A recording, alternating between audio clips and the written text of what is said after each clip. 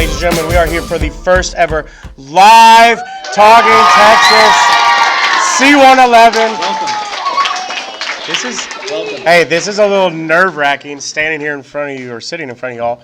But now you guys get to kind of see how we do this. It's a little more boring when it's just the two of us in a room talking, but especially because I have to talk to you. But anyway, let's go ahead. We're talking Road to Revolution. So where we left off last is Mexico gained its independence from Spain. I know in my class I showed you the map that shows you where Texas is. This is a hard concept. I know it. It's been ever since I've started teaching this subject. Texas, at this point in history, is a part of Mexico. So everything we talk about when we say Texas, Texas, Texas, Texas, Texas, it's really no different than it is today, how Texas is a state of the United States of America, but it's a state within the country of Mexico now versus the United States. So the period of the impresarios and when Spain and Mexico opened up Texas to settlements in the early 1800s had tremendous impact on the region. They were attracted by the cheap land. Thousands of Anglos moved in, and within 10 years there were towns and trade was starting to grow. That was a big part of the lifestyle. During most of the 1820s, the Federalists held the power in Mexico. True to the idea, the Federalist idea was they were going to share power with the states, and they largely left the settlers alone. So the idea was that the states had the power, the government kind of got out of the way. In 1829, the centralists took over, and they kind of had the exact opposite mindset. So you have centralists and you have federalists. The centralists issued regulations to bring the states and the provinces of Mexico more closely under the authority of the government. So with a centralist mindseted government, the government was going to have all the power. The government was going to call the shots, whereas the federalist government, the states have a little bit more say. Coach Bauman knows more about government than I do. He can probably talk. As you can imagine, if you live under a federalist government for a long time, you basically get to run the show. You set the laws you want. You set your state up, still under the umbrella law of the federal government, but you get a lot more power to do what you want with the huge amount of power you're given. Then all of a sudden, Mexico is now going to switch and shift to a centralist government, which angers most states, not just Texas. Okay, this was a kind of across-the-board thing because now they've pulled back all this power that they gave you. It's now gone. This new centralist government in the late 1820s says, hey, I know we've done this for like the last 10 years after we were free, but yeah, not going to do that anymore. We're going to take all this power back and now tell you how you have to live versus you deciding that in your state. So that obviously kind of started to raise tensions a little bit. The Anglos in Texas, and remember. So would you say America is more of a federalist-style government today? Yes. Okay. Yeah. Still federalist. If you want to break it down even further, it's a constitutional republic. I don't even know what those words mean. We'll get to that in March. The Anglos, or just former U.S. citizens who were in Texas, started a protest because they didn't want to change the way things were done. They liked how it was going and didn't feel like it needed to change. So as we get into the mid to late 1820s, as these things kind of start to shift, I know we talked about this in my class last week, a guy by the name of Hayden Edwards, who was given a land grant to a huge piece of land in East Texas, kind of near Nacogdoches. It was his land grant would eventually be called the Nacogdoches Land Grant, and it gave him permission to settle 800 families in the Nacogdoches area. Problem was, as we kind of talked about, people already lived there. This wasn't like new, undiscovered land. There were lots and lots of families that had purchased and already lived there, purchased land and already lived there. So they were obviously upset that he came in saying, here you go. Have fun. Then the guy gets out there and it's like, well, there's a guy that's already living here. So then they started fighting. Then the people who already lived there started getting mad at Hayden Edwards. People who just had bought land from Hayden Edwards are mad at Hayden Edwards. And he's just kind of like, be mad at Mexico. It's not me. He's winning. He is winning. And the issue that kind of arose and the way he was getting around it was that he was handing out paper land grants. We talked about this in my class. He was handing out paper land grants that said, you own this land. This is the title to your land. People who lived there previously, who had bought land from other impresarios or gotten land from Mexico or had just lived there, didn't have a paper documentation that says this is my land. So they were the ones being forced out because he enforced a rule that said if you can show me documentation that you own this land, you can stay. Otherwise, you have to leave. And no one could really provide that except for the people that he brought in. So it's his settlers that were getting to stay. And it kind of angered the early settlers, we'll call them, or the ones who were already there, because they didn't have a clear title and were told basically to leave, to take a hike. And they didn't obviously like that. So imagine you're living in the house you live today. You've lived there for, let's say, 5, 6, 7, 8, 9, 10 years. Someone knocks on the door and they're like, hey, man, this is actually my house. And you're like, no, sorry, this is ours. Like, we've even got pictures on the wall. Like, it's ours. And they show a piece of paper to the police that are standing there, and they're like, well, this paper says otherwise. And they look at you like, he's got the paper. And they make you leave. Mm-hmm. That's what's going on here. Exactly what's happening. These people have lived here. They've settled. They've made it their home. And now these people have literally a piece of paper completely changes the ownership of the land. And people are having to leave who have been there for people who have the paper. Yep. It's kind of silly. As we go kind of forward through this whole period of tension in Nacogdoches, it kind of gets worse and boils over with a mayoral election. Okay, so they're electing a new mayor. One candidate, Samuel mayoral? Norris, yeah, mayoral. Vocab word of the day, mayoral. It's not even a real word. Yeah, it is. Samuel Norris is the candidate that sides with the early settlers of Nacogdoches. And a guy by the name of Chichester Chaplin, weird name, Chichester. I'm going to start calling Hazy that. Chichester. Just because Because you don't pay attention and your name is Chichester. Welcome. Chichester. He was actually married to Hayden Edwards' daughter. So he obviously sided with Hayden Edwards and the new Nacogdoches settlers. There was a vote, and whether or not the ballots were actually counted is disputed, because Hayden Edwards just said, who cares? My guy Chaplin wins. Obviously angered everyone else because they felt like if the votes had been counted, that Norris would have won. So Norris and his supporters take the issue to Mexican official Jose Antonio Saucedo, who declared Norris the winner after counting the ballots. Edwards is unwilling to accept Saucedo's decision, which basically brings everything to a tipping point. And Edwards decides, all right, I'm going to go to Mexico and settle this once and for all. While he was away, he left his brother in charge, and his brother's just kind of like a pest who just really bothers everyone. It's like a little brother who just picks at everything. Like me. Like you. Let's go. So he leaves his little brother in charge, and little brother just really, really, really angers the Mexican government. So while Hayden is gone, Benjamin angers the Mexicans so much that they just go ahead and cancel his land grant altogether and tell him they got to leave. You've gone too far.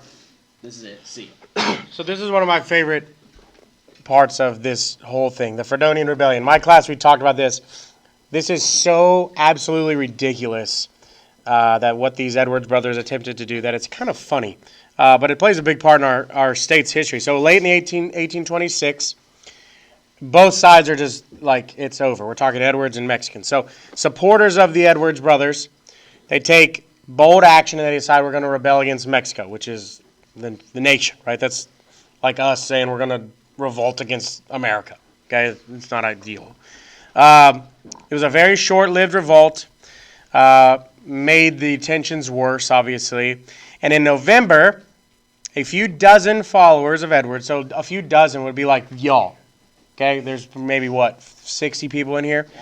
They decide that they're going. Oh, let me backtrack. They're followers of Edwards, so it'd be like followers of us. They seize Edwards, so it's like you guys taking me under arrest. Okay, they take Norris, the mayor, and they take some others. They charge them with crimes. They say you guys have committed crimes. Historians believe that Edwards, or me, allowed himself to be taken so he could not be involved in the revolt or in this whole yeah, he's crazy. So the rebels take out Norris. We'll say Coach Bauman's Norris, the mayor. They take him out, put in a new mayor. They had no legal authority for any of this. Okay, it's literally like you guys walking into Mr. Wilson's office, yanking him out, and be like, "We're making a new principal." Doesn't not how that works. Doesn't really work like that.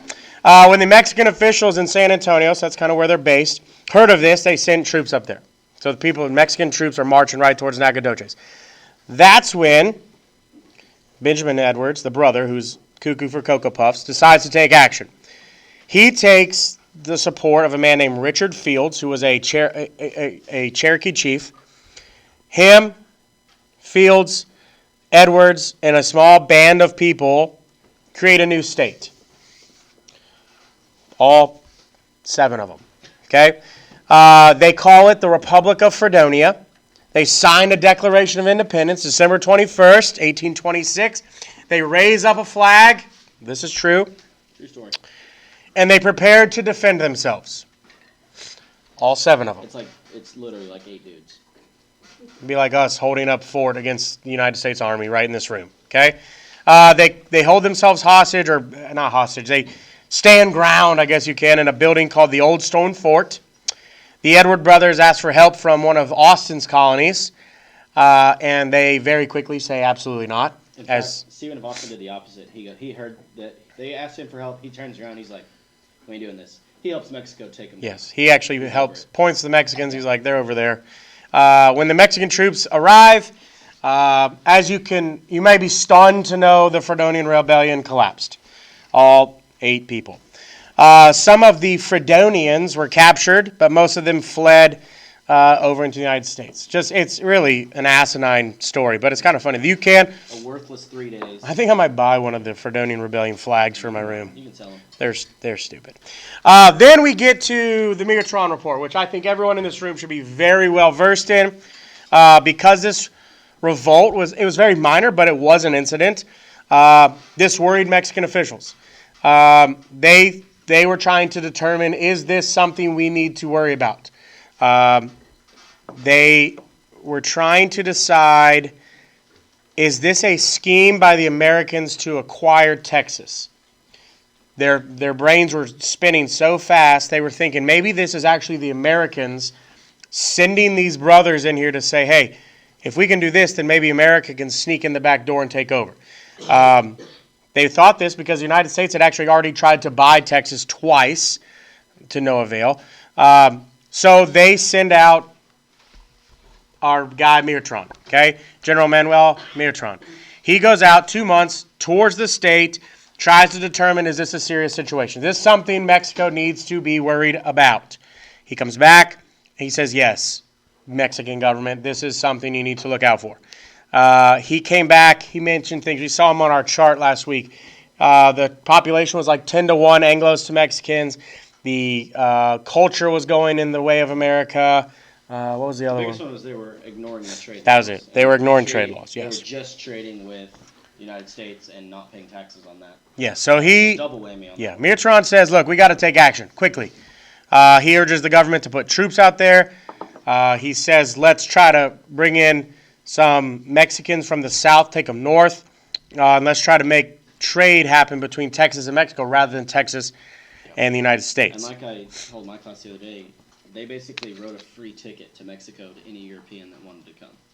They were willing to do anything it took to sway the balance of power, basically through civilization between former American citizens, Anglos, and Mexican citizens, even if that meant loading it with French people or loading it with Spanish people or loading it with British people. They didn't care as long as they weren't Americans. Yeah, we talked about that as well. Another thing that he came back with was slavery. Slavery was an issue. While the Mexican officials they're listening to his report, the Anglos are worried about slavery and if the government would abolish it. Abolish means to get rid of. The Texans had long argued against such an action. Austin and a man named Erasmo Seguin, who we'll talk about here, were taking major roles in convincing the government to keep it. They wanted slavery. As bad as slavery is in our history, at this point, it's good for them. It's helping them grow. Those efforts seem to be undone in 1829, as we know what comes next. That year, the president of Mexico issued a decree abolishing slavery. So slavery's gone. This was actually never enforced in Texas, though. Even though it worried these slaveholders, they believed it was only a matter of time until it became illegal. Okay, and we'll talk about what steps were taken when we talk which is our next topic, the law of April 6, 1830, which again is a topic you guys should all be familiar with. So April 6, 1830, as you may be surprised, that's the date it happened, as it says in the name. The government of Mexico issued a law based off of what Mirtron had told them, and the law included the following things, which again, you've heard. They encouraged immigration of Mexican and European families to Texas, so much so that they basically said, hey, we'll give you money and we'll give you land if you go. Some of those people are like, well, man, if you're going to give me money, like, I'm in, right? All you have to tell me is you'll buy me lunch and I'm gone, okay? It stopped them. Anything you want. It stopped immigration from the United States into Texas. It suspended impresario contracts. It set up new forts. It made slavery, or it forbid slaves from being brought into Mexico. And it placed duties on goods made in foreign. Yes, it's funny. On foreign nations. Side note, we can be bribed with coffee and Chick-fil-A for the most part. It's a duty. If you were wondering. Duties. Okay, the reaction by the Texans is obviously not good. Pause. Okay? Are you guys awake? Yeah, they're listening. Like, Fife's listening intently. laugh a little bit. This group. Not now. You missed it. You missed your window. Stop it. You missed your You're window. all fired. Anglo settlers are alarmed by this. We talked about this in my class. They're not happy. Right? They're not happy by these laws. All of the laws from the law of April 6 were directed only at Texas. This isn't a nationwide, Mexican-wide law. It's just for Texas. So the success of many of these settlers was dependent upon trade. They also had relatives that wanted to come. Yes, trade with the U.S. They also had relatives that needed to come. They no longer can. And the ban of bringing in slaves revived these fears of outlawing slavery in Texas. So the law of April 6 was an early turning point for the colonists against the Mexican government. So we've seen 3 revolutions. Now we've seen 2. We're going to see a third. We've seen America versus England in our class. We've now seen Mexico versus Spain, and we're about to see Texas versus Mexico. So each side began to distrust the other. If you guys came in tomorrow and we had a law of November 5th, 2019, and said you can't do this, you can't do this, you can't do this, you can't do this, like pretty quickly you're going to be like, wow, these guys suck. Like, I'm not going to this class, right? So Stephen F. Austin tried to negotiate, and he soon realized that we're well past any coming back. It was too late. Yep. We're gone.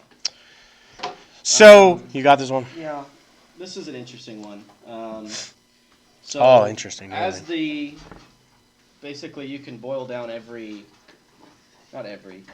tipping point of most disputes to something to do with money. Something related to money, okay? Because everything, as you can imagine, and as we can talk about, I can relate just about any issue in history to money. Because that's what it's all about. People want money, someone's stopping them from getting it, right?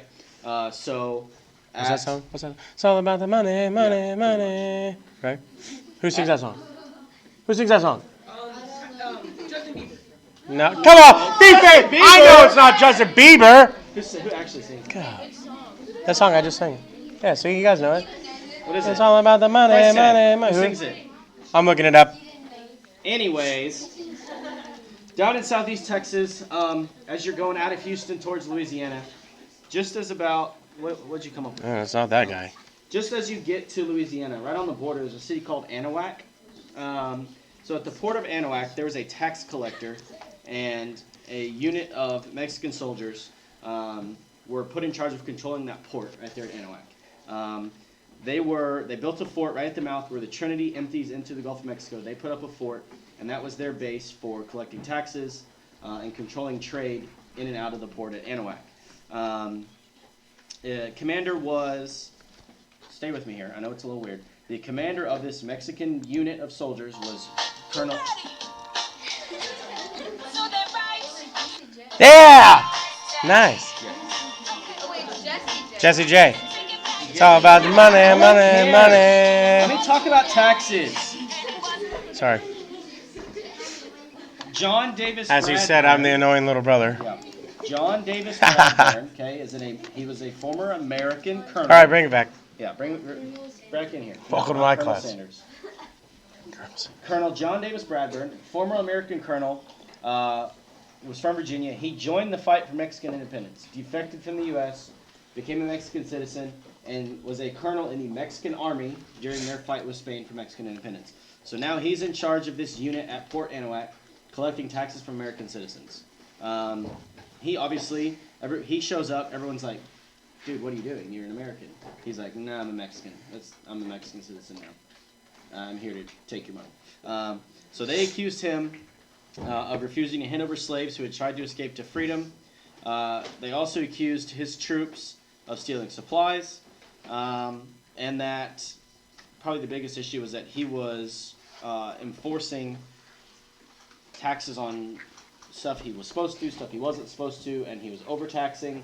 That's what the Texas colonists accused him of. Now, whether that's right or not, obviously the Texans are upset, so they're just going to accuse him of everything because they don't like what he's doing. But, once again, causes an issue. So, on Bradburn's orders, a tax collector at Anahuac attempted to collect duties on goods as far away as the Brazos River, way far away from where he was stationed. Yeah, haha. Way far away from where he was stationed at Anahuac. At that time, there was a small number of Mexican troops at a garrison, which is just a small military fort, at the mouth of the Brazos, but there was not a tax collector, which was his job in Anahuac. To process the necessary papers and pay those taxes, ship captains on the Brazos were expected to dock and then travel along land to Anahuac and pay Bradburn. This angered the ship captains, and some of them took their ships upriver without stopping at the mouth of the Brazos for clearance. These basically became the first shots of the Texas Revolution, even though we're still a couple years away from that, because the Mexican soldiers on the ground at the Brazos River would shoot at the Texans and the boats. Texans would shoot back, and they would just keep going on their way. So nobody died. No deaths. No deaths. No deaths. Someone gets shot, but they're just shooting at each other. Sit still. Past the point where we're just arguing. You don't need a footrest. Dang. We're past the point where we're just arguing. We're now to the point of gunfire. Okay? Yeah. So May 1832, the situation reaches a crisis point. So Bradburn, he arrests two lawyers. One's name is William B. Travis, is a name you need to know for the rest of the year. And the other is a man named Patrick Jack. Okay? And he puts him into prison. He believed that these two had been spreading rumors, false rumors, that an armed force from Louisiana was heading to Anahuac. Bradburn claimed that these people had interfered with his efforts to enforce law. So Bradburn has all these laws that he's enforcing, taxes, and he thinks these two men are putting in this army to kind of get in the way of all this happening. So there was two different groups of angry settlers, totaling about 200 people, marched to Anahuac. One of them is Frank Johnson. The other is William Jack, Patrick's brother. And they lead a group into San Felipe. John Austin, a friend and maybe a relative, we're not exactly sure, of Stephen F. Austin, lead another party to Brazoria. A small skirmish, or as we know from our vocab, a fight breaks out between this group of Texans and Mexican troops. The Texans capture some of Bradburn's men, hoping in exchange they could give him his men back for William B. Travis and Patrick Jack. Bradburn agrees, only if these Texans would retreat. If they would leave, he would agree to this trade basically of soldiers for the two lawyers. The Texans released the soldiers, but some of them refused to withdraw. As a result, Bradburn would not release Travis and Jack, which made people mad. Another skirmish breaks out, and the Texans make camp in a nearby place known as the Turtle Bayou. They realize they needed more firepower, so John Austin leads a group back to Brazoria to get a cannon, and now we have what's known in history as the Turtle Bayou Resolutions. Okay? While this conflict was taking place in Texas, General Antonio Lopez de Santa Anna, who is cuckoo for Cocoa Puffs, he's a Federalist, was leading a revolt against the centralist president, a man named Anastasio Bustamante. He was the Mexican president at the time. Bustamante was unpopular with the Texans, obviously. They believe that the centralist rule went against the Mexican Constitution of 1824. So this is where things get confusing in my eyes. We're talking about a Mexican president. We're talking about Texas. And I know because you're 12, when you hear Texas, your brain immediately goes to where we are today. These Texans are upset because of what their president is doing, even though he's the Mexican president. Again, like we said at the beginning, Texas is a part of Mexico. You have to remember that. Santa Anna, on the other hand, had promised to follow the Constitution, which most Texans supported. Now, Turtle Bayou, they reached the Turtle Bayou. Santa Anna won a battle in Mexico against the centralists. And the news there was that the Texans, I'm sorry, where did I go? I lost my spot. The crazy part is Where'd I go? Santa Anna wins. I lost my spot. Santa Anna wins this battle. Oh, there it is. I just scrolled too far. Sorry, go ahead. It's crazy because at this point in time, they are full 100% supporters of Santa Anna. Yes, Texans are. Yeah, the Texans are. And that's crazy because here in just a couple years, it's going to be the complete opposite. But on June 13th, 1832, the Turtle Bayou resolutions are passed, and they declared their loyalty to Mexico, but not the Mexican government. Does that make sense? Okay. Nobody's listening to us. Nobody's listening to us. They've given up. These girls over here are laughing and getting The only person listening to us is DeGrappo, and he's in a picture on the wall. That's kind of creepy. Playing his trombone. She's listening. She is listening. I don't even know who she is, but she's listening. And Fife and Jack are listening. Lana's listening. Riley's half listening. She's half drawing on her hand, half listening. Shh. All right. So then the Texans state their support for Santa Anna and the Federalists, but not the current Bustamante-led Mexican government. So Bradburn is now asking other Mexican commanders to help with his issue at Anahuac. Colonel Jose de las Piedras, who controlled the Mexican garrison in Nacogdoches, arrives in Anahuac. Believing that the Texans outnumber his soldiers, he gives in to their demands. He removes Bradburn from his command and releases William Barrett Travis and William Jack. Releases him from jail, lets him go free. Bradburn resigns and fled from Texas, pretty much never to be seen again. He just hightails it and is gone. Piedras returns to take control of his garrison at Nacogdoches, and a Federalist officer takes charge at Anahuac, declaring support for Santa Anna. He closes the fort, moves those troops to Mexico to fight against the Centralists. So that issue at Anahuac is basically come and gone. A little bit bigger of a deal than the Fredonia Rebellion. Still kind of a blip in the radar. Yeah. So now that all this is taking place, the Texans want change. Okay. So as the Anahuac situation calms down, now violence is flaring up in Velasco, which is down near the mouth of the Brazos River. John Austin and his group had obtained a cannon at Brazoria, loaded it onto a ship. The Mexican commander, and his last name is Ugartecha, who he basically wouldn't let him pass. Okay, so Austin is trying to take this cannon to his people. The Mexican commander on the ship is not letting them pass. Soon they're fighting. Okay, this is known as the Battle of Velasco. It is a brief battle, but it is a bloody battle. Okay, several men on both sides die. A dozen or so are wounded. When the Mexicans finally run out of ammunition, they surrender. Austin's group sailed on to Anahuac with the cannon, only to discover that Travis and Jack had been freed. So this is kind of going on at the same time as Turtle Bayou. Meanwhile, those supporting Santa Anna, which is rare, were winning battles elsewhere. In the late summer of 1832, Bustamante resigns as the president, and the next year Santa Anna takes power. Most Texans were pleased. They believed he would treat Texas well since he had declared himself a Federalist. We will quickly learn that that is wrong. In the fall of 1832, we have the Convention of 1832. 55 delegates from Anglo-American settlements met in San Felipe. They met from October 1st through the 6th, and the man leading these conversations was Stephen F. Austin. He was acting as a president at the time.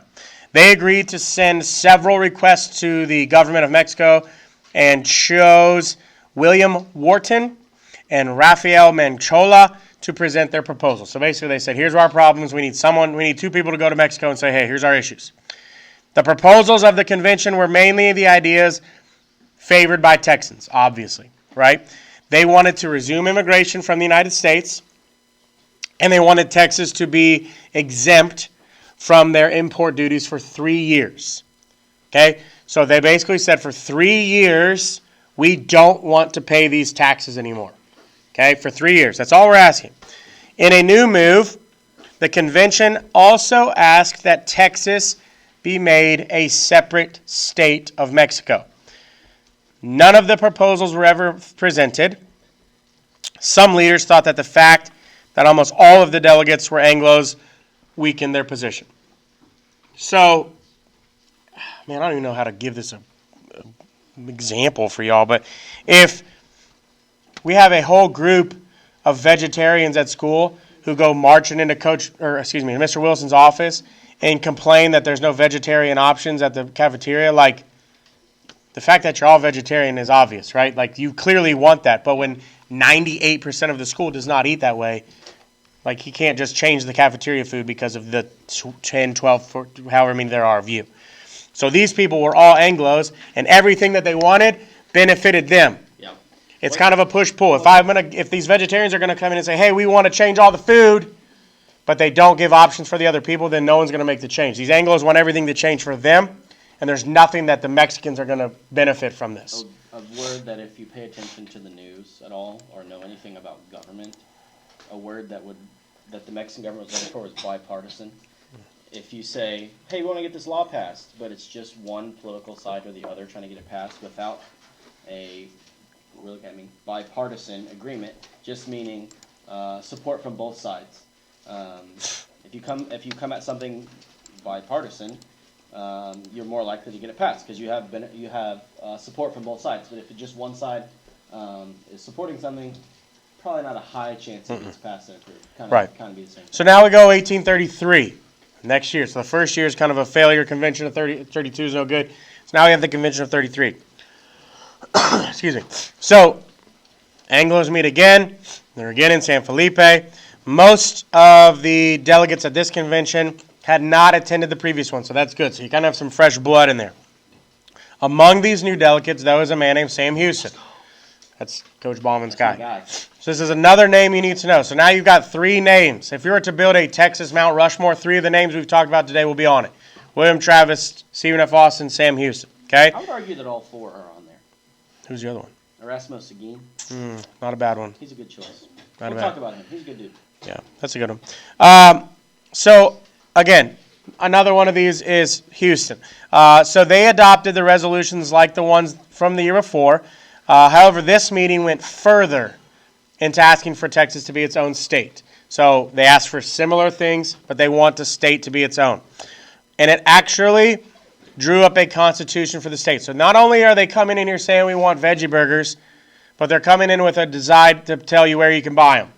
Okay, they're coming in with we want to be a state, and here's our constitution. So now if you present that to Mr. Wilson, it's kind of like, okay, you've done your research. Okay, Sam Houston served as a chairman of the committee, and he wrote the draft. So it's like in English where you write your draft of a paper. Stephen F. Austin, Dr. James Miller, and there's Coach Bauman's guy, Erasmo Seguin, were chosen to present the resolutions in Mexico City. So now you kind of have some of your big dogs going in there to make your presentation. However, Miller remained in Texas to treat many people suffering from illness. Seguin declined, and as a result, Stephen F. Austin's making a trip to Mexico City by himself Again. to decide if Mexico would accept the Texans' requests.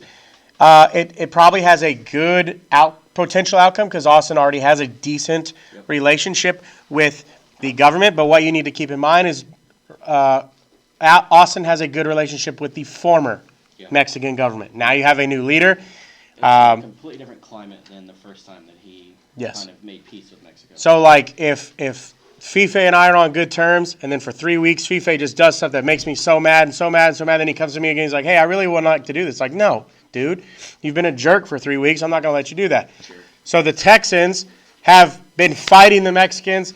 Austin has this good rapport before. Now we have wars. We have Alaska. You have Turtle Bayou. You have Anahuac. You have all this stuff. Now he's going to walk back in and be like, hey, we really want to be our own state. We want all this stuff back. And they're going to be like, absolutely not. Okay? That's when things can kind of get a little... Austin's making this trip by himself. And in April of 1833, Austin leaves the convention to begin his trip to Mexico City. As the convention's representative to deliver the resolutions, Austin plays an important leadership role, obviously. Even colonists who did not like Austin admitted to his great influence with the state and the federal officials. We talked about that. We talked about how he already has a good relationship. It makes sense to send him. So he gets there 3 months later.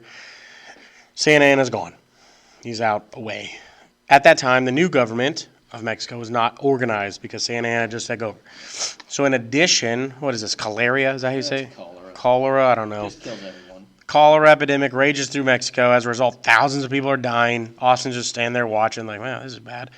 He waits impatiently into October. Obviously, he's impatient. He's got a lot. April to October's a long. He's got a lot on his plate, if you will. So after becoming discouraged by the lack of progress, Austin writes a letter to authorities in San Antonio on October the 2nd. He suggests that they join with other officials across Texas to form a temporary government. So now he is writing back. He's left San Felipe. He's in Mexico City. He writes from Mexico City to San Felipe, basically saying, am I right? Yeah, basically saying, hey, Yes. take the officials that are on our side in Texas and let's create a Let's temporary make a state government because in his eyes, he's going to get his request approved. Right. So he's just waiting. So he's like, I'm done with this. You guys go ahead and set it up. When Santa Anna comes back, we'll just get the signature and then we're good to go. Yeah, he's basically saying, like, let's get everything in place so when it's Yeah. ready to go, we're ready to go. So by November of 1833, Santa Anna returns to Mexico City, and he agreed to some of what Austin had brought to him. He was willing to repeal the immigration law. Which was good.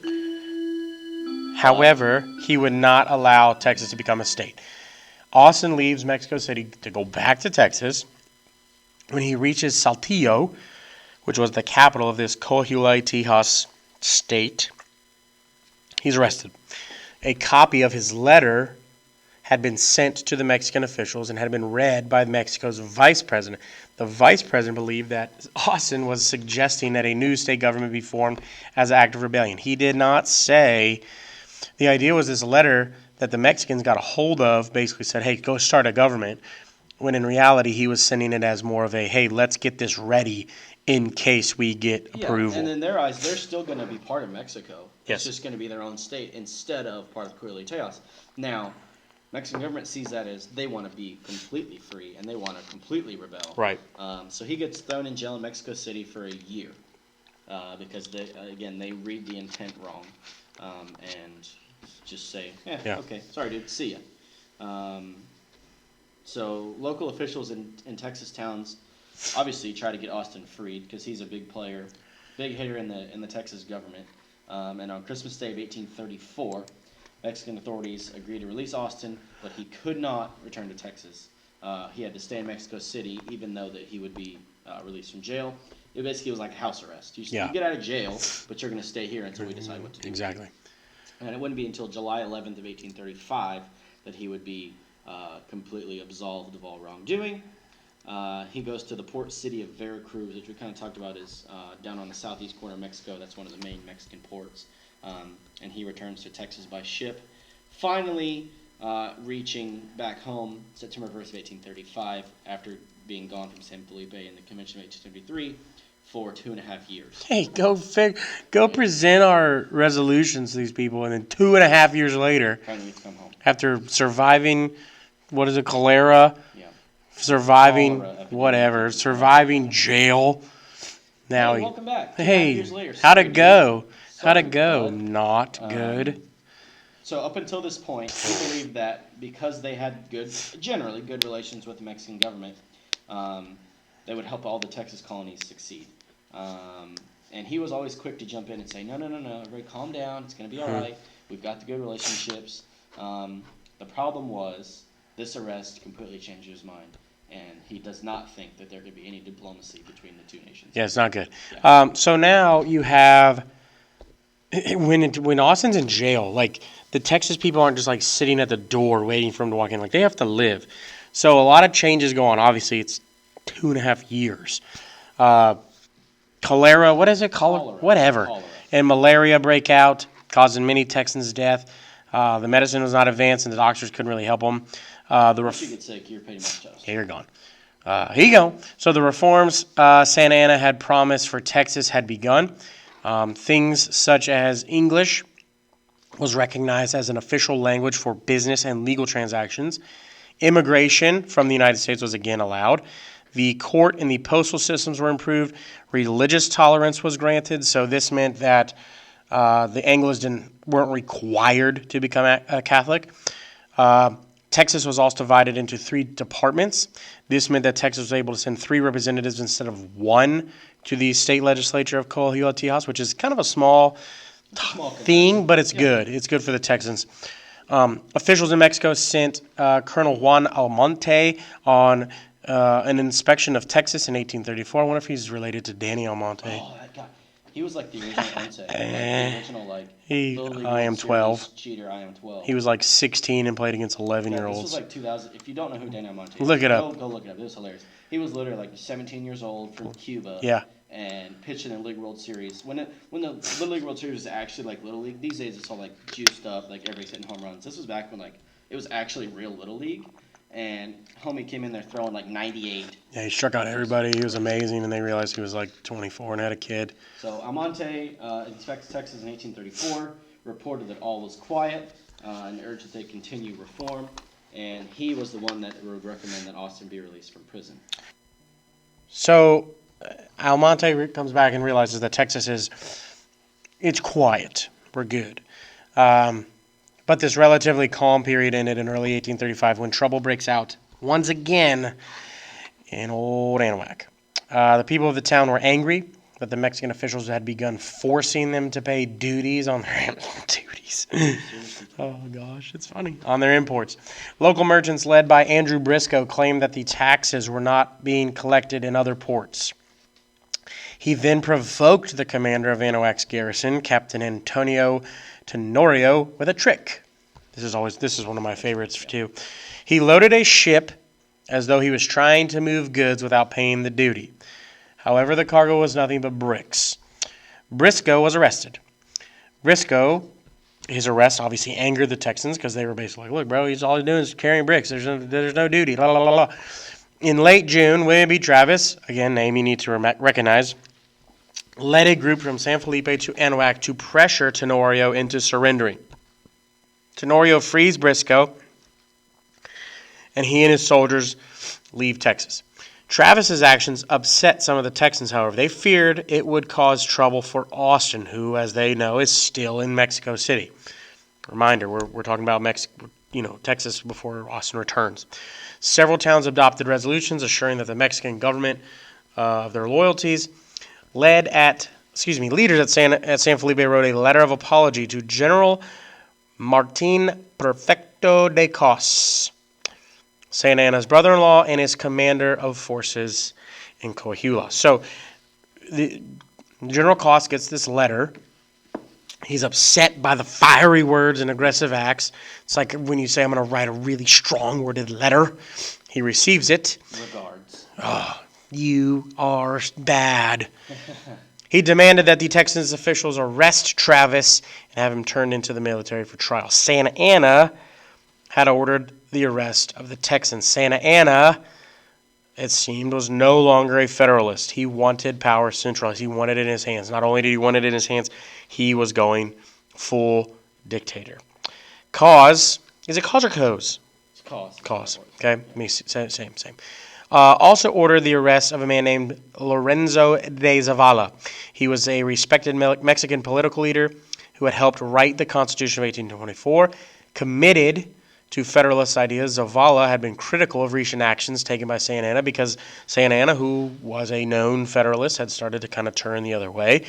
Concerned for his safety, Zavala flees Mexico to go to Texas, and Cause announced that he would be taking a larger force to Texas to arrest those he considered disloyal.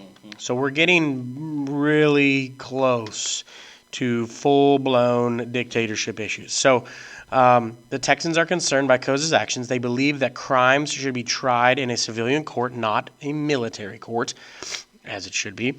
A meeting was called for people to discuss the situation. This meeting came to be known as the consultation because the members were to consult with each other before about the issues they had faced. It's a talk. It's a conversation.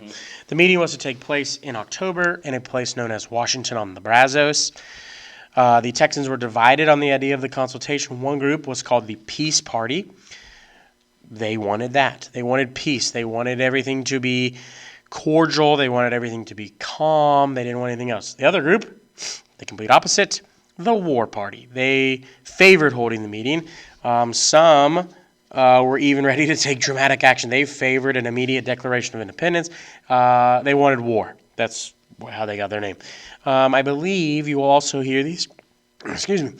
Oh man, you also hear these known as the Dove Party. Yes. And is it the Hawk, Eagle, Falcon? It's Warhawk. Yes, Hawk, War Hawk Party. The Doves and the Hawks. Yep. It's evil birds, soft bird. Yeah. When Stephen F. Austin returned from Mexico City, leaders of this peace party hoped he would oppose the consultation. Austin spoke in favor.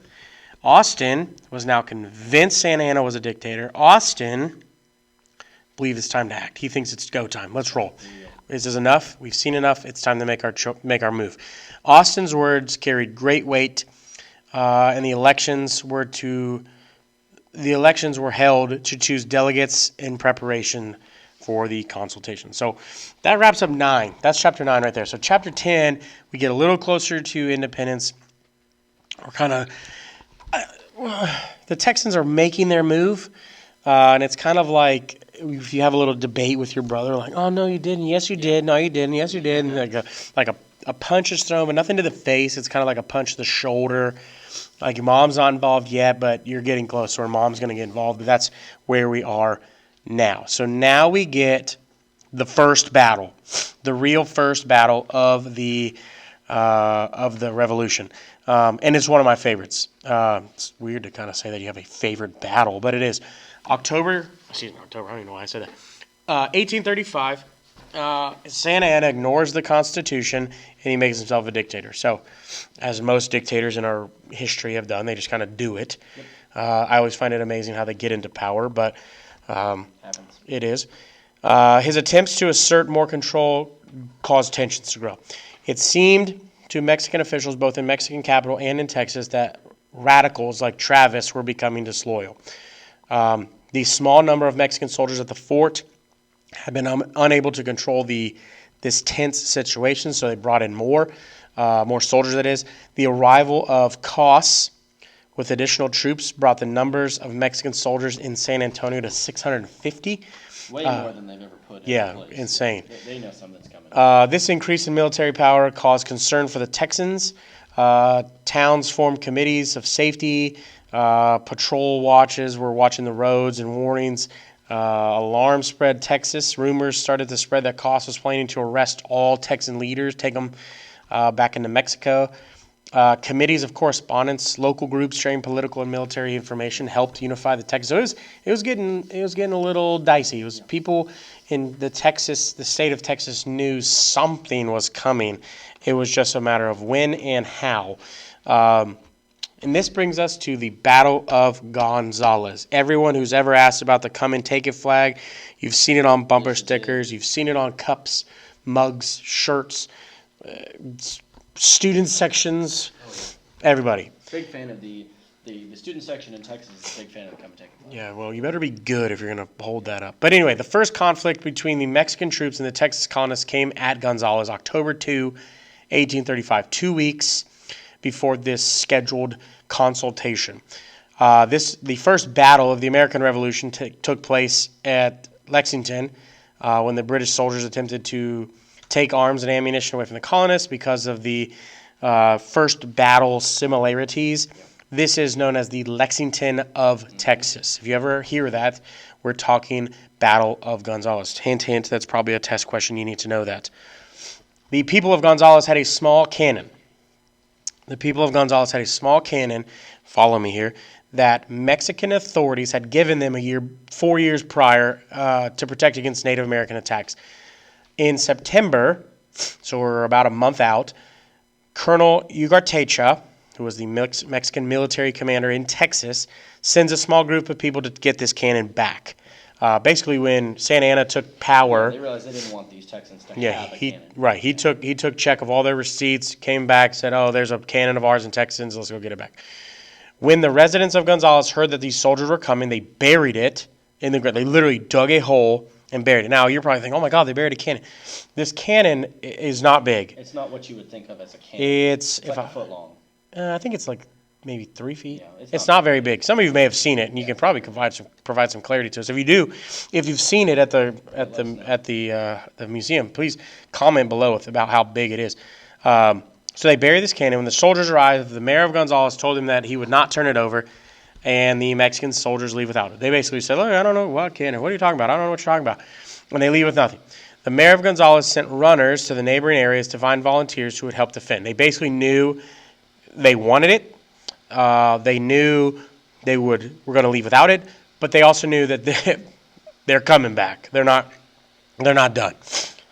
So upon hearing that, the Texans refused to give it up. Ugartecha sends a man named Lieutenant Francisco de Castaneda and 100 soldiers on horseback to seize the cannon. And they're basically going in to take it with force. They said that we're not leaving without it. On September 29, 1835, Castaneda and his men reached the Guadalupe River. Their entry into Gonzales was blocked by high water and a small force of Texans. Hoping to avoid conflict with this group, Castaneda makes camp and waits. He's basically like, "Look, we'll wait this out. This is no big deal." Over the next few days, Castaneda asked for the cannon. The Texans refused. They basically played dumb. "I don't know what cannon. What are you talking about?" Meanwhile, the men of Gonzales gather about 160 men. The townspeople dig up the cannon. They put it on wheels. A local blacksmith quickly makes some ammunition out of iron scraps, chain, nails, anything. Basically just melt it into a ball. Anything that can hurt you. Cause damage. Yes. Absolutely. And then the Texans decorated it. And on the front of the cannon with a white flag with black words, they put, "Come and take it." So this is the flag that's in my room. You have it as well? Yes? Basically, it's telling the Mexicans just that. We've been telling you we don't have it. Enough's enough. Here it is. You see it. You want it. Come get it. And that's what they do. These volunteers under the command of Colonel John H. Moore decided to attack. On the morning of on October 2nd, the Texans advanced towards the Mexican troops. The blacksmith fired the cannon. Castaneda arranged for a truce. Parlay, yep. He asked why the Texans attacked his men without cause. Moore replied that they were fighting to keep the cannon and to uphold the Constitution of 1824. Unable to find common ground, the two leaders broke off their talks. The parley's over. The fighting began again. Castaneda did not want to start a full-scale war. He ordered his troops to go back to San Antonio. One Mexican soldier had been killed. Several were wounded. No Texans died. And just as the Battle of Lexington and Concord sparked the American Revolution, the Battle of Gonzales launches a full-blown fight for independence. News of this clash spread quickly. Texans used the battle as a rallying point. They thought this was really going to bring people in to support their fight for independence. For the Mexicans and General Koch, the battle meant Mexico was at war with a defiant Texas, which is not good for Texas, really. The Army of the People is created. So a week after the Battle of Gonzales, a force of about 120 Texans attacked the Mexican garrison at Goliad. After a brief battle, it only lasted 30 minutes. The Mexican troops were surrendered. The garrison was now in control of the Texans. So it's looking good. Texas is looking really strong. They got 2 wins. They're ready to go. Goliad was located on the route from the Gulf of Mexico to San Antonio, so it was an important strategic location, kind of I wouldn't say the middle, but it's kind of like an entering point, if you will. Absolutely. Yeah. The Texans also captured a lot of weapons, a lot of ammunition. They're feeling good, and their confidence is high. The only large Mexican force remaining is those troops at Cost took to San Antonio. Yes, at San Antonio de Besar, which is the military base in San Antonio. So the Texans began gathering Gonzalez, eager to fight, and they took up the battle cry, "On to San Antonio!" So they're ready. They're going. They're marching on. A little ambitious, but they're ready to go. Stephen F. Austin was chosen to take command of the 300 Texans who had gathered in Gonzalez. Although Austin lacked experience, they trusted his judgment. Yeah. It's very, very similar to a George Washington situation. Mm-hmm. Washington had very little military experience for the Americans, but they trusted him. They felt like he was a capable leader. He just kind of had a meh about him. He was just a leader. That's a moxie. Moxie's a great word. Just the guy. So Austin's troops were known as we said, the Army of the People, and they started to march towards San Antonio. They're coming in. More troops joined as they marched, up to almost 400.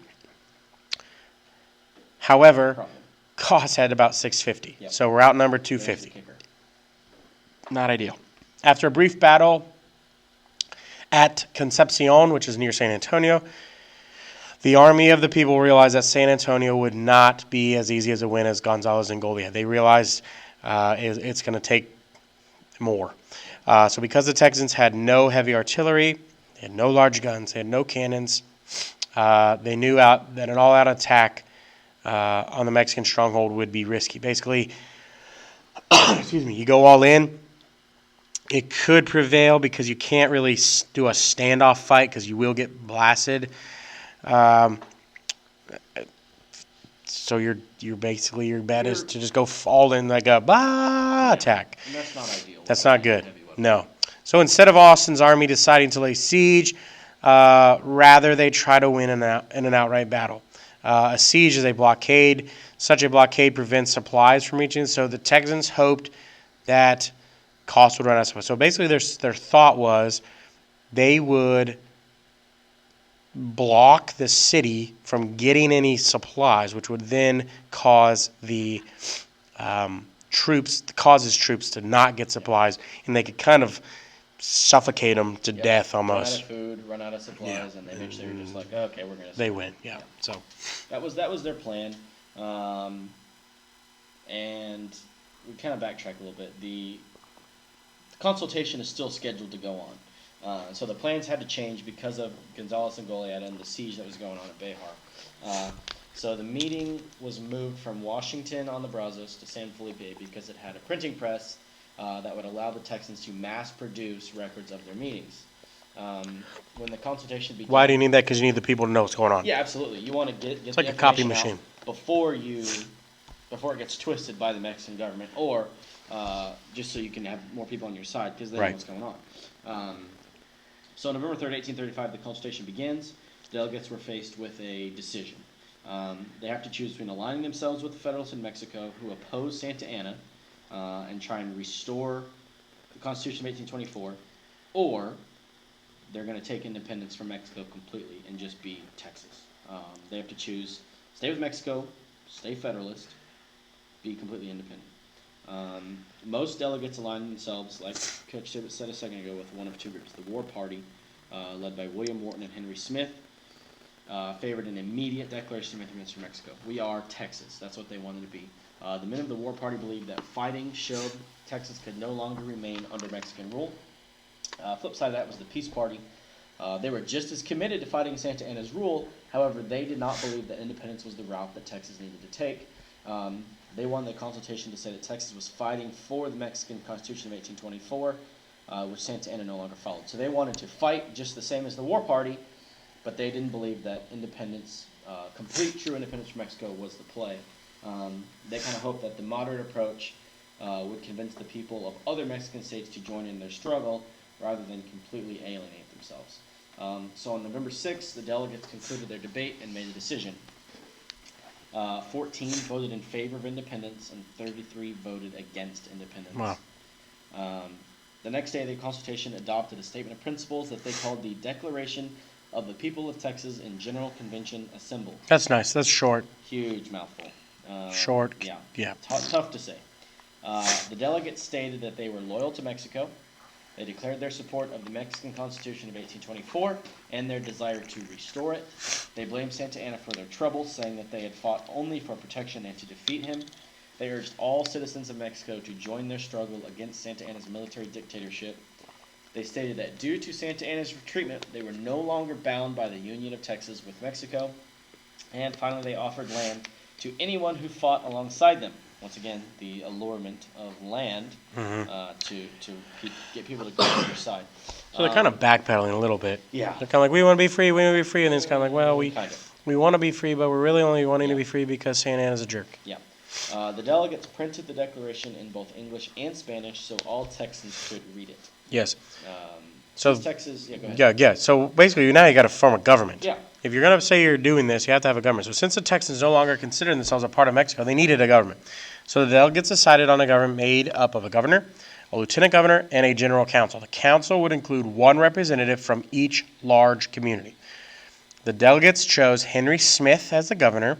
They chose James Robinson as lieutenant governor, both who were part of the war party, but most of the council belonged to the peace party. So this arrangement led to an ineffective government because neither side could make up their minds. It's very similar to our government today. That's the flip side of that bipartisan thing I was talking Yes. about. It's good in theory until you get down to it, and you've got these two guys that control they're in the two highest positions of power, but everybody else is on the other side And disagrees nothing with ever gets everything done. they say. Everything's a disagreement. So the consultation created a regular or official army and named Sam Houston as commander. So basically, the consultation says, listen, this is our army, and Sam, you're in charge.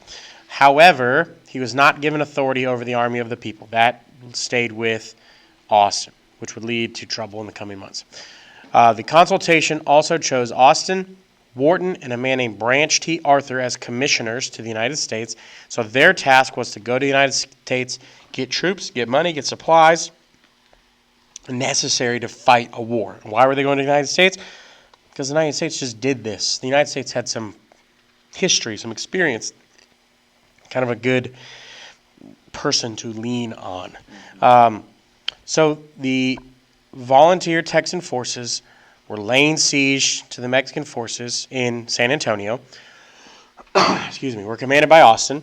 They were reinforced by more than 400 more Texans, including some Tejanos led by Juan Seguin. Once again, get it? Once again. Throughout early November, the volunteer army numbered over 600. Meanwhile, another 100 Mexican soldiers arrived to reinforce General Costs. So right now you kind of have a standoff.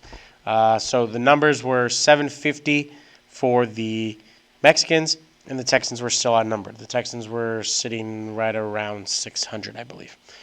Throughout the fall, the two armies fought many little battles. The Texans tried to capture the Mexican supplies, cold weather, and the failure to win a quick victory discouraged both sides. Some of the volunteers went home. More volunteers from the east arrived. New recruits helped offset those who departed. So it's kind of a back and forth. You said, he said, no, I didn't, yes, you did type of thing. On November 25th, 1835, Austin left the battlefield and traveled to the United States to seek money and supplies. Replacing Austin as commander was a man named Edward Burleson. On November 26th, one of the scouts, a man named Erastus Deaf Smith, reported that Mexican cavalry and a mule train were heading towards San Antonio. Thinking that the caravan might be transporting bags of silver to pay causes soldiers, the Texans planned an attack. So the Texas cavalry attacked the Mexican cavalry with the infantry went after this mule train. It was literally a mule-pulled carriage or wagon that they suspected was full of gold or silver to pay off these soldiers. So the fight was near enough to San Antonio that Cost sent reinforcements. In the end, the Texas soldiers forced the Mexicans to flee. The Texans captured more than 36 mules. They were disappointed to find that the packs of animals were carrying nothing but grass. Oops, no silver there. So this becomes known as the grass fight. The Texans go in, they take over the mule trains, thinking they're finding silver, thinking they're strong arming the Mexican, only to find that it's full of grass to feed the Army's animals. So that's a little embarrassing. By December, Texan volunteers were growing restless with the siege on San Antonio. To them, they were making no progress. They were hungry. Winter was coming. They didn't have cold gear. Not ready for the winter months. Texan leaders argued over whether or not to just attack. Burleson thought about ending the siege, but before he decided to do so, a Mexican officer surrendered. The officer said the Mexican army was in poor condition. Low morale and limited supplies meant that they might be defeated easily. Texan leaders discussed what to do. However, they decided not to attack. Not everyone agreed with that. One who disagreed was Benjamin Milam. Ben Milam was an impresario who had taken part in the capture of Goliad and then marched with the army to San Antonio. He believed that a major victory was vital to the cause of independence. He pleaded with the Texan fighters to join him in an attack, asking, "Who will go with old Ben Milam into San Antonio?" Popular catchphrase from the Texas Revolution. Ben Milam. About 300 men volunteered to go with him, so Milam organized an attack and began before dawn on December 5th. With this surprise attack, the Texans were able to seize houses north of San Antonio's public square. The Mexican army responded with cannon and musket fire, halting the Texans' advance. The battle just lasted 4 days, with Milam's troops having the advantage, because the Mexican army was trained to fight on open battlefields, not through the streets of a town. On the third day, Milam was killed. Nice. Frank Johnson took command. Who will go with Ben Milam, the guy that's dead? Yeah, oops. During the fighting, Mexican forces were driven toward the center of town. They took refuge in an abandoned mission called the Alamo. The what? Yeah. The Alamo. Alamo. Let's go. December 9th, Coss asked for terms of surrender. Texans had only lost 2 men and only reported 21 injured. Mexicans suffered much higher casualties, with 150 killed, wounded, or captured. The surrender agreement. So here's another time the Texans feel good about themselves. Yeah. Gonzalez, the other one. Goliad. Yeah. Now Siege this. on San Antonio. So now they're still yet to lose. 3 for 3, Yeah. man. This is what the agreement required. All Mexican soldiers moved south of the Rio Grande, which is completely out of Texas. Yep. And Coss promised that he would never again fight the colonists or fight against the Constitution of 1824. Never. So it's looking good. Looking great for Texas. Yes. Just wait. Capture San Antonio was a great victory. The volunteer army had defeated a larger, trained military force. Remember, these guys were just volunteers, had no military training. Just, Yep. Bill Jones who farms. They had captured San Antonio and now held the Alamo and Goliad. Most importantly, Texas soil was completely clear of Mexican troops. After this victory, many volunteers think, "Hey, the war's over. I'm going home. I'm done. It's cold. I need to grow some crops, make some money. Absolutely. I'm out. See ya." So they leave. They leave. They're So kind of a side conversation here. The people fighting are mostly Anglo-Americans, but there's also Tejanos and African Americans. The siege of Bayard had divided the Tejanos of San Antonio. So most stayed neutral. Some helped cause, and more than 100 joined the Texan army of people. So, the Tejanos served in this army. They usually were scouts helping the army. Placido Benavides of Victoria brought 30 Mexican ranchers. Manuel Flores of San Antonio volunteered to serve under Seguin. The Army of the People also included African-American fighters. After Mexico gained its independence from Spain, the government passed a law that declared free African-Americans equal to Anglos. Excuse me. So because of this, a small number of African-Americans had actually moved to Texas seeking a better life. And because of this, several African-Americans contributed to the fight for Texas independence. Hendrick Arnold, a free African-American man, served as a guide to Ben Milam in the fight for San Antonio. Clearly, he didn't do a good job. Greenberry Logan, another free African-American man, was the 3rd Texan wounded at San Antonio. Kind of an odd stat. it's like those random football stats. You're like, post World War II Yeah, it's weird. on a game played on a Sunday at 3 where they had to wear long sleeves. This quarterback was the third one to do this. Yeah, third person wounded. That's weird. Anyway, William Goings played a different role in the fight, but a very important one. He had long had good relationships with the Cherokee people living in East Texas. So during the Texas Revolution, Sam Houston relied on Goings to obtain a promise from the Cherokees to not attack the Texans. So not only are they trying to fight the Mexicans, they need this man, William Goings, to basically go in and say, hey, Cherokees, we've got our own battles going on. Can you just, hold on? Let us get our freedom, and then we can go back to fighting each other.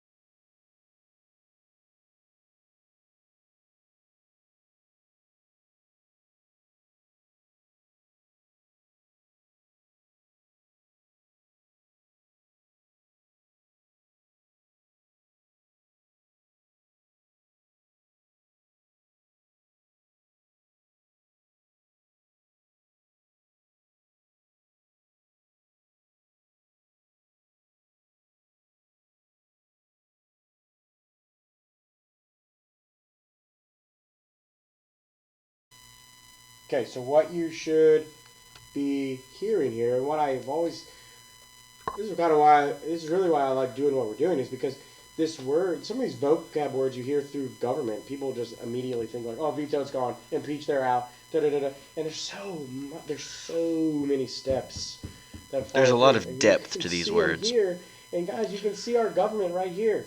Governor Smith wants this, they veto. You see it all the time. Trump wants to do this, which will better our country, but because you kind of have, you have a Democratic House and Democratic Senate, and these people are frustrated with him. They aren't listening to what he's saying. They just veto and move on, and it's what's causing so much just blech in our government. And we're seeing it here. History repeats itself, guys. We say it all the time. Here we go.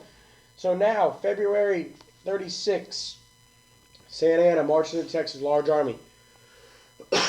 Crosses the Rio Grande near Laredo, and his army is in San Antonio February 23.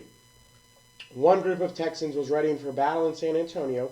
59 delegates began arriving at Washington on the Brazos. Guys, that's really just like a small capital. It's literally Washington, D.C.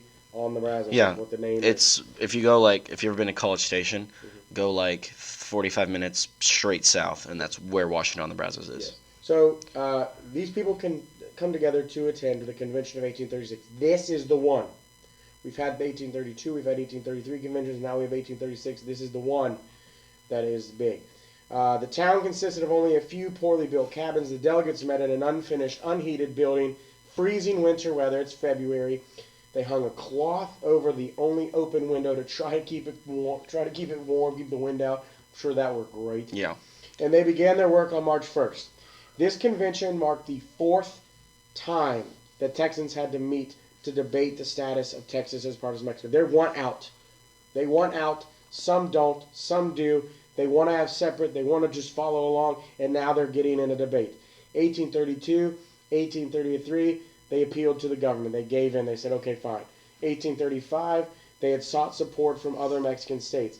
At this meeting, most delegates were determined to split, and with Santa Anna's army in Texas, they knew they had to move fast. This could not be a long process, had to move quickly, and that's what their idea was. Santa Anna's in Texas, they're ready to go. Okay? So, just as in earlier meetings, the delegates were all male. Okay? The meetings differed from earlier ones, however, because the settlements in Texas were represented at this time. So everybody that had a settlement in the state was there. So you had different viewpoints. You had people coming in with different backgrounds, different experiences, and made it good. The sites of the most recent battles were especially well represented, which is good. Bayard had 4 delegates. Gonzales and Goliad each had 2. So only 2 of these 59 delegates were actual native Texans, which if you stop for a second and think, that means they're actually Mexican. So you have Jose Antonio Navarro and you have Jose Francisco Ruiz. Some other native-born Texans were elected as delegates, but for different reasons, they did not come. 45 of these delegates had been born in the southern United States and had moved to Texas.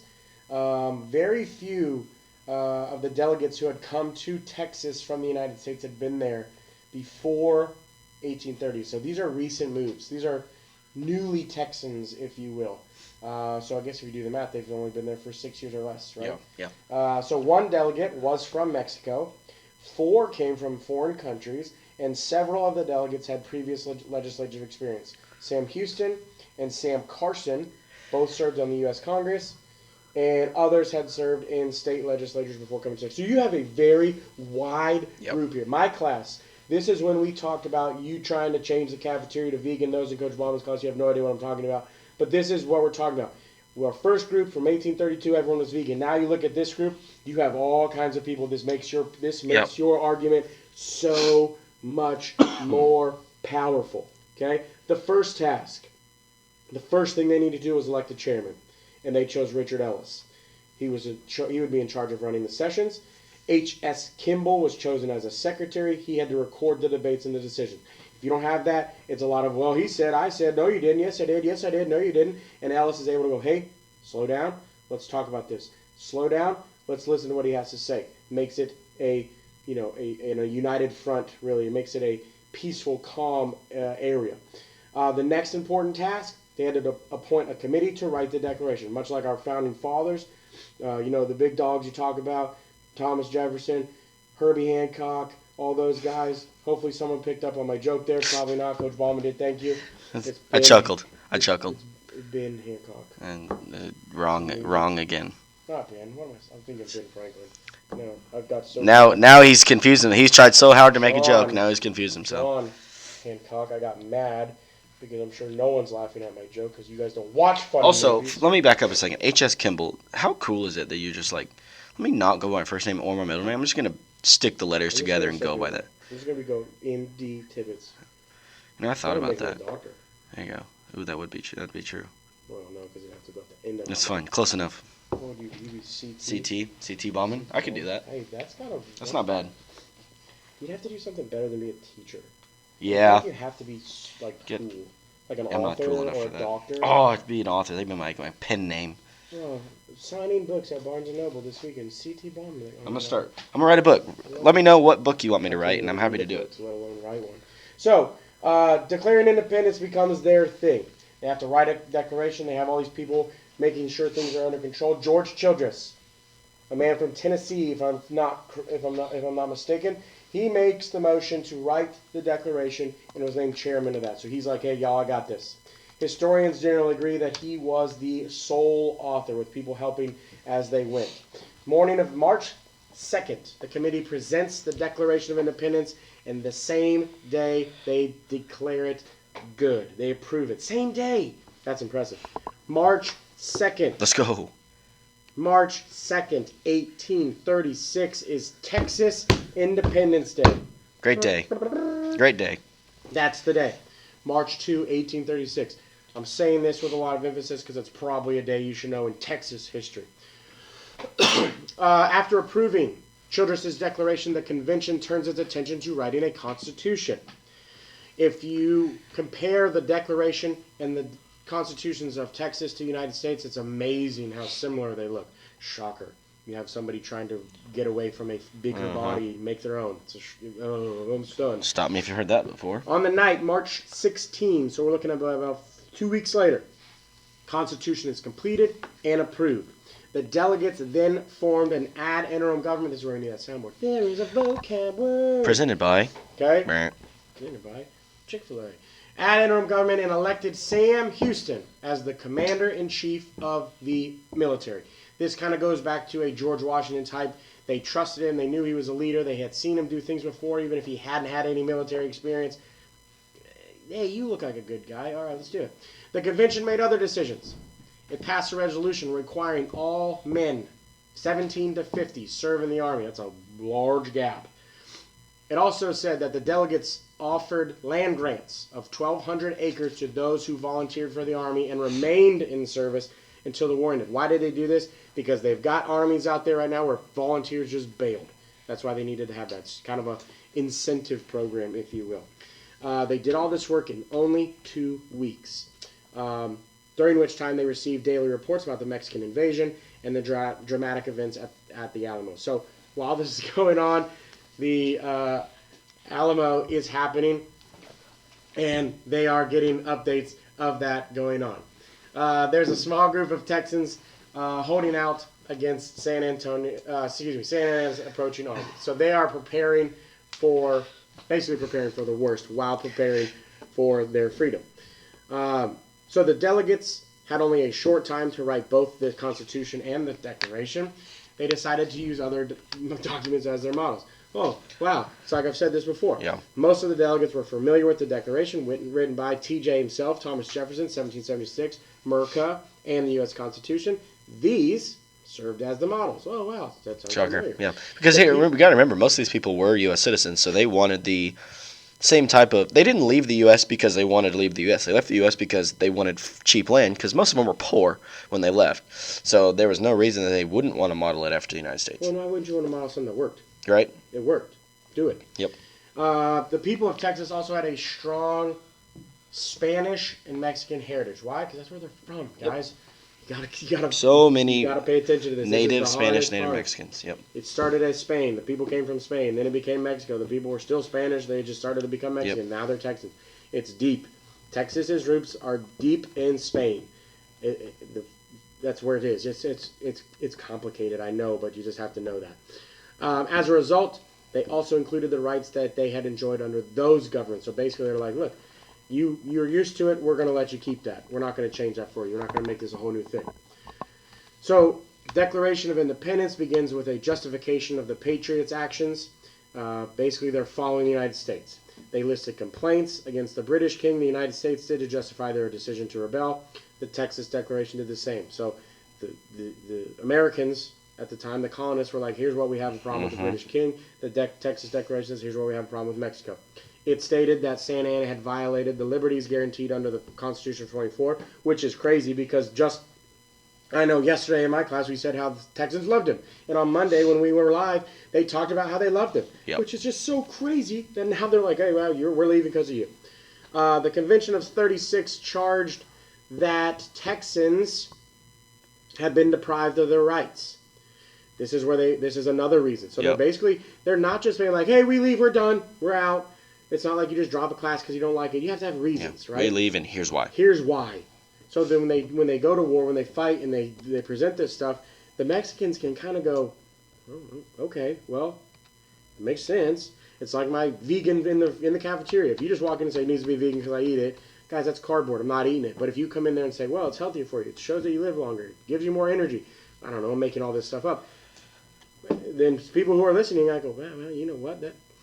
They got that Burger King commercial where people are eating burgers made out of grass, and they're like, oh, I'll eat beef, and they take a bite, and they're like, it's great. Wasn't it like the Impossible Burger? It can happen. Yep. Those rights that these people said they lost, freedom of religion, the right to a trial by jury, the right to bear arms, and that means hold guns, not like cut off a bear's arms and stick them on yours. Dang. Okay? Sorry. And the right to petition the government. So those are the things they felt like they had lost. Finally, because Mexico had sent this large army to Texas, the Declaration also noted that the Texans' protests against the policies were met with military force. So basically, it's saying, like, you have the right to protest, and we'll talk about this. Coach Bauman will enlighten all of you. But you can protest. It's in the Constitution. And they're saying, like, hey, we did this, and you came back with military force. That's against our rights. We have the right to do this. You can't come at us that way. There were also similarities between the constitutions, as we mentioned before. Both documents establishes 3 branches of government: legislative, executive, judicial. We'll talk about that later. Based on lessons learned under the provisional government, the Constitution gave the president a great amount of power to carry out the duties. Oh, wow, sounds like our government. Similar to the U.S. Constitution, Texas's contained a Bill of Rights, which I know Coach Bauman loves. That guaranteed basic rights, which if you go Unalienable. If you rewind where we just talked about, these are the things they felt like they were losing. Yep. Freedom of speech, freedom of press, freedom of religion, trial by jury, basic civil rights, things that you can do, which I love talking about because one of you is listening to this going, if I have freedom of speech, then I'm allowed to say what I want. There's rules. You can, to a certain To extent. an extent. We'll talk about that. Coach Bauman's... I could talk for 2 hours about that licking his extent, so lips, ready to don't tempt jump me. on you Don't little tempt jokers. me. We're gonna spend. I think I get like 6 days for Yeah, government in the I'm spring, and taking I it. could spend like 42 We're days on getting government. C-111 and I'm leaving. It's Coach Bauman's days. The Bill of Rights established civil freedoms, political freedoms, religious freedoms. It made it look like America. It's why people come to America, guys, because they can do what they want, when they want, and how they want. It's the To extents. forever will be the land of opportunity. To extents. Some features of this Constitution were based on practices common in the Mexican and Spanish law courts. The document recognized both husbands and wives as able to own property, which is a big deal. Boom. The Constitution also had protections for people in debt. For example, certain properties could not be seized. That's payments and seized means taken away, which the government now really only seizes things like when you don't pay your taxes. Is kind of, there are some people who are deep in debt, but like unless it's taxes, they're probably not. Yeah, coming if you owe credit card debt, they're not gonna come take your house. No, But they'll if tell you they will. They'll tell you they will. They'll write letters that say they will, but they're not gonna ever really do it They- because they would be tied up in court for years. it's but the government, Unless you owe the IRS, the IRS. unless So you don't pay your taxes, They don't come then you're screwed. It also gave the opportunity to own land. The opportunity to own land had been a draw. So what this did is it cleared rules about property ownership. Some provisions were unique to Texas at the time. So it's basically, guys, everything I'm saying, and I'm going to keep going, but things that I'm saying, it just makes it so people go, wow, I can basically live how I want and no one's going to tell me what to do. As long as you do it within the laws that are being established. Put it in perspective this way: Coach Tibbitts and I have almost the same class, but if you come into his class one day and my class on the same day, it's going to be a basic shell, and within it there will be brief variations. Kind of the same deal. It's the same shell of government, the same shell of laws and regulations, just as the United States, but just with a few tweaks. We've talked about this in my class. I know there are things that you can do in science class, English language arts class, math class that you can get away with. And then there are things in my class that you can try to do that you do in those classes that I won't let you. I've made mention in my class that you probably tried to do what you do in my class in those classes and say, hey, Coach Tibbitts lets me. And then they're like, oh, Coach Tibbitts is such a bad teacher. Yeah. That's fine. But then there are things you can't do because it's the school's rules. Correct. Coach, Mr. Langford, Mr. Wilson, Miss Lewis, they will come down and say, no, that's a school rule. You can't do that. Except when I tell you can't use your laptop at lunch, and you're like, why not? I have homework. Well, that's not my rule. That's the school rule. Sorry. So some provisions were unique to Texas at the time. Ministers and priests, they were barred from holding public office. That keeps religious ideas out of government. Yep. This was seen as a strict interpretation of the principle of separation of church and state, which, again, Coach Bauman will love to talk about. It could have also been a rejection of Spain's use as missionaries in the colonization process. They're basically saying we're going to have government on this side and we're going to have religion on this side. You can go to either, but enjoy the heck out of both, but keep them separate they're from not each going other. to be the same. Yep. The Convention of 36 did not treat all people equally. Okay, and this is where Just keep in mind that it's the 1836. dark time of Yep, our country. it's 1836. Just keep that in mind. The Constitution made slavery legal, and people moving into Texas had the right to bring slaves with them. It's a slavery thing, guys. We'll talk about it for the next It's the elephant in the room. 80 You know? years. Yeah, oh yeah. Roughly. Yeah. Not literally, but in class. In history Slaves terms. had no rights. Slaves were denied the rights to be freed. Free African Americans were not permitted to live in this Republic of Texas without permission of legislature, and their rights to own land were restricted. It's kind of sad. I hate to talk about it, but it is what it is, and it's what it's got to be. That's whenever you guys are like, why do we talk about history? This is why we talk about history, so you get the full picture, and so you realize, wow, nothing like that should ever happen again. So if you were a free African American and you fought for the Texas independence, they found themselves in frustrating positions. Mm-hmm. They were unable to live freely in the state that they fought for. So their viewpoint is, hey, I helped you get free, and now I can't live here for free. It's a valid argument, and it's kind of a sad one, really. Native Americans were also left out. 1835, Houston, who was an adopted member of the Cherokee Nation, began discussing a treaty with the Cherokee. This treaty granted the Cherokee people the rights to their land. Unfortunately, it never took effect, and the Constitution of 36 did not approve it. So African Americans and natives are the ones that are like, oh, hey, what about us? Problem is, majority of your population is not those people. Yep. So it's kind of a sorry. Yep. Your ad interim government. There was no time to hold general elections, to approve constitutions, to vote for leaders. So really, just kind of just like, hey, here we go. Therefore, it was necessary to set up this temporary government. The convention's last act, 1836 convention, the last thing they did was to select officers for this interim government. The officers would serve until the regular elections could be held. So basically, I know we talked about in my class, you see it a lot in sports with interim head coaches. Guys get fired, they slide someone in. David Burnett is your president. Lorenzo de Zavala will be your vice president. And as we've mentioned before, Sam Houston is your commander-in-chief of the Army. The convention received frequent reports from the Alamo. Many of your delegates wanted to leave to go fight, and Houston convinced them to stay because of what they were doing was very important. Eventually, they would get their shot at Santa Ana. It's Not a yet. terrible loss at the Alamo, which we will talk about here in the next unit. But he viewed it as this is a short-term loss for a long-term success. Houston finally leaves the convention on the 6th to take command of the Army in Gonzales. He got there on the 11th. By that time, the Alamo had fallen, and all the people within it had died, which again we'll talk about in detail in the next few weeks. On March 15th, reports reached the convention that the Alamo had fallen. 2 days later, the delegates received word that Santa Ana's army was marching towards them on Washington, Nebraska. So with that news, the convention hit and they go. We out. They go. They said, look, we got our work done. Let's get out of here before he gets here. Burnett and his cabinet went southeast. So if you're looking on a map, they kind of went down towards Anahuac, based on what we saw on our map earlier on the PowerPoint here. They established a government in Harrisburg, which is down near present-day Houston. A few weeks later, Santa Ana's army approached them there. The government was again forced to flee. This time they're in Galveston, so really our government is just kind of on the run. Their back's against the wall in Galveston. They ain't nowhere else to The go. war was underway, and unfortunately, it did not look good for Texas. And in this case, we are talking about the Republic of Texas, Texas as a country. What? A country? Yes. Texas first joins as a country. So, that's it, y'all. That's 9 and 10. This is basically all of the groundwork into the good stuff. This is the teeth of it. The next stuff. The revolution. Guys, Here we are. Goliad. Oh, so good. I love it. But this is where we are, 9 and 10. We have a test coming up.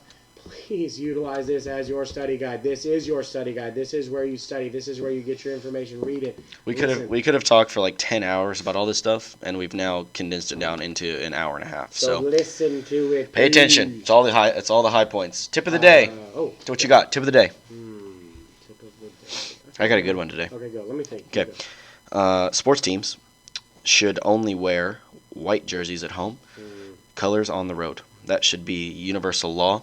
There should be no most sports teams do that. use of colored jerseys. The only leagues that don't Hockey drives me nuts. Football does drives me nuts. Also, the Dallas Stars need a black jersey alternate, and the MLB should stop wearing road grays. Tip of the day. Interesting. Petition your local councilman. My tip of the day is if we get snow and you're shoveling your driveway, don't put your shovel in your belly button because eventually you're going to hit a crack on your driveway. Ooh, yeah, don't do that. And it's going to hurt. Always keep it away from your snow. So, and one time in every 7 years we get snow. Pay attention to that. I used to shovel snow all the time, and I can't tell you how many times I get lazy, throw that baby, rest it right up on the old belly button, and you hit that driveway crack, and it's like... Also, I'm willing to offer a deal if you've made it this far and you're in my class. You can offer this as well, but I'm going to do this. If you're in my class and you have made it this far, yesterday was an election day. Oh. Fun fact. Now you know that today's Wednesday. Oh. November 6th. Yesterday was election day. If you can tell me a proposition that was on the ballot yesterday, what it was, and whether it was approved or struck down, I'm willing to offer 1 to 2 bonus points on said test. Okay? You want to agree to that or no? I might take it. How can we offer bonus points? Where do we put it on a test? I'm gonna put them on the test. Okay, If you cool. can. I will amp that. And Okay. So one proposition. You have to deliver it in a piece of paper. Oh, great. Actually, I'm gonna narrow it down and say you No. got. Oh, here it is. Okay. We will put a discussion Okay. Ooh, that's great. on the Yep. class. You put a proposition in there with your name, which we'll see it. You have to tell us what it is. And then, to earn the points, you have to somehow come up with an I voted sticker. Oh, there we go. That way you can't just Google and Mm-hmm. copy paste. There we go. There it is. Fun fact of the day. Hey, you guys are great. We love you guys. Please be safe as we move forward. We love you all. See ya. Okay.